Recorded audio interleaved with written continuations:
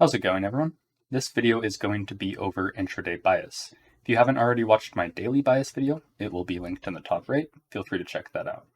Essentially, this video is going to go over how to use the 4-hour and 1-hour chart as your daily time frame, and then base trades off of that. So let's get into it. There's 3 things that I look for when I'm determining my bias on an intraday time frame. That comes down to displacement, structure, and imbalances, right? So for example, we have displacement right here. We have an aggressive move down. What else do we have down here? These are relative equal lows. So that is the structure. And then what do we get? An imbalance, right? Once you understand where price wants to go, then you can go down to your lower time frame charts and search for an entry such as this, when we retrace back up into an OTE, run liquidity here. Now you know you can get short, and where do you want to be targeting? These lows down here. Then you can take a short position, risk this high, and you know you want to be targeting down here. And if we let that play out, just like that. Another example is on the hourly chart here. And so one thing I look for is old lows to be ran, right? And then displacement up.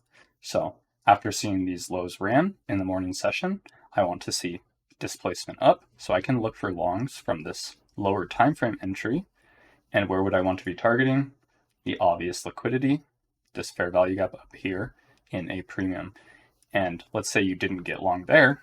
What else do we have? Now we have equal highs, a fair value gap in a discount, and OTE targeting those equal highs. You can enter long, and there you go.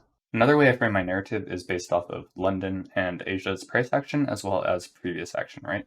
So if we look just here, right, this is prior to London and New York session. What do we have? We run a previous high, grab liquidity, aggressive move down with displacement, a fair value gap there. And then what happens during London? We run highs, right, into this fair value gap, create our intermediate term high. And then when this happens, if this holds, which we expect to, right, we'd be bearish. What do we have down here? We have trendline liquidity or just resting liquidity with large fair value gaps below. So you want to be targeting those lows. Target those lows.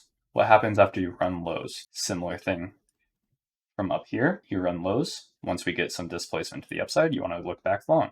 There's your displacement, and you would want to be bullish now.